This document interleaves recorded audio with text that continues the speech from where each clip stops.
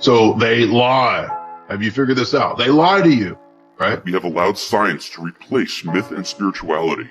The elite have done a great job at making it seem like the spiritual world is completely separate from the physical one. When you believe that God doesn't have anything to do with all of your life, you surrender these areas to us, he says. So we will take over the realm of government. We will take over the realm of media. We will take over the arts, and we will destroy you through those weapons. He says we intentionally weaponize them. Now what is happening is probably one of the most effective, diabolical means of propaganda. The television, the media, and people are watching that television and they believe in it. But the CNN says it must have happened. Powerful tool of mind control. So a lot of people can't figure out what's going on because they won't look at, or they're deluded and blinded to the reality of a higher level connected spiritual plan that's at work in this global New World Order.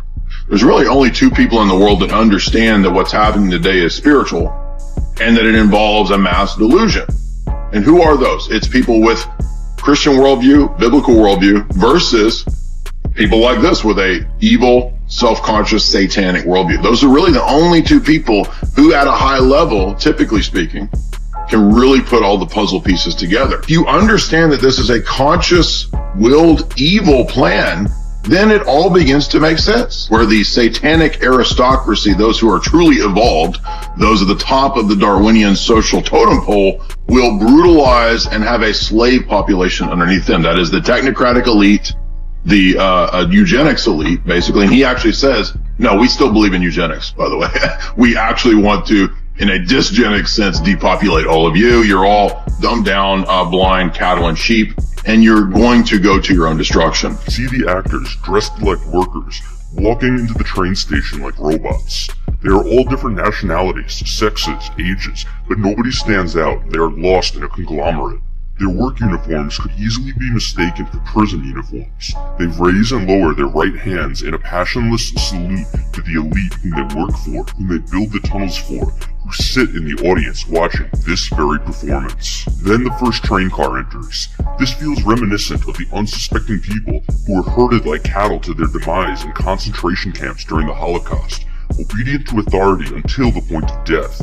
At some point, they realize they are headed for the slaughter, but it's too late and there's no way out. The workers have served their purpose, and now they are to be exterminated, their souls sacrificed. And he says that it's precisely because people can't see that it's a spiritual battle that is a satanic plan that we will win. For these people, they believe that they're going to win precisely because of the weakness of the people on our side. And he's actually correct about the weakness of Christianity, so-called in the modern world, the weakness of those who claim to believe these things. They are capitulating to people like this. Christianity has so weakened itself that most people in the West no longer actually believe the stories of the Bible or Christianity, and yet they have the vague Christian morals. And so he makes this interesting argument that if Christianity isn't true, and most of the normies in the West are basing their, quote, morality on a purely pragmatic pseudo-Christian basis, which isn't true, he says then you don't actually have a reason to disagree with his hedonistic, pleasure-based, destructive morality. And if we think about that for a second, it makes sense, right? If God doesn't exist, if the Bible's not true, then there's not really a reason for the Western ghost of Christianity, ethics, and morals that it has, right? But if the religion is true, then we do have a basis. It does make sense why we would follow the Ten Commandments, why we would oppose evil, why we would oppose degeneracy, right?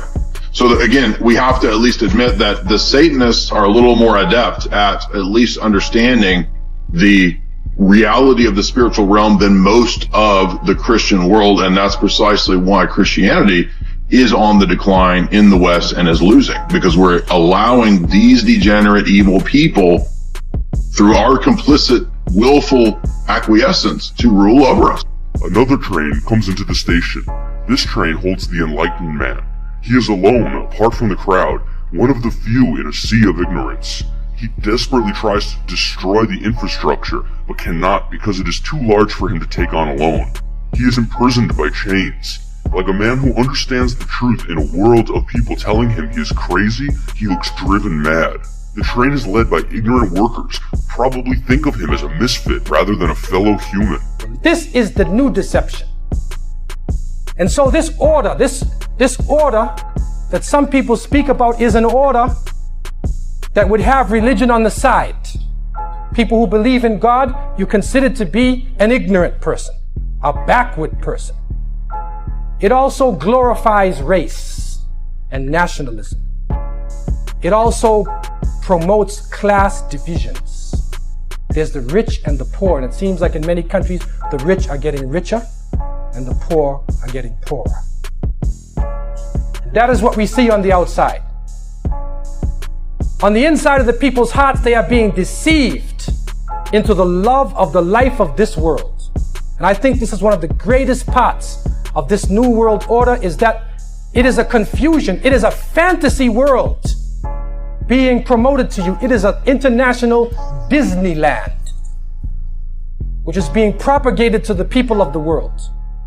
So you think that that's what the world is. You think that everything will be okay if you live in a certain way, if you eat certain foods, if you act in a certain way. This is ghurur. It is deception. Now, whether you believe that or not, doesn't really matter. You may think this is all nonsense. Oh, I don't believe any of that nonsense. That's crazy. But these people believe it and they act upon it. This is their worldview. And they have a lot of power. They have a lot of money. And they see you as sheep to be trampled upon. We are leading each other by the hand into the furnace. As long as the elite look at the masses like the masses look at cattle, wouldn't they be willing to do to us as we do to the animals? Now, you thought that Satanism or these kinds of occult groups were about freedom and liberty, right? Well, he says, no, that's what we tell the lower level dumb people. Groups like the Church of Satan aren't real Satanism. They're kind of fronts for a higher elite connected to billionaires and very powerful people. He says at the higher levels, we understand that reality is not about freedom. It's a pure predator-prey relationship. And in this purely predator-prey relationship, he says we have the dominion and the right via nature to subjugate and destroy you in that predator-prey relationship. And so you thought all along, right, that, oh, there's just liberty, it's just freedom. No, it's not. It's a satanic New World Order. So if you want the truth, go to God. Go to your gurus. Go to yourselves. Because that's the only place you're ever going to find any real truth. But man, you're never going to get any truth from us. We deal in illusions, man. None of it is true. You're beginning to believe the illusions we're spinning here. You're beginning to think that the tube is reality and that your own lives are unreal. This is mass madness, you maniacs. In God's name, you people are the real thing. We are the illusion. Not everybody can be a robot polisher.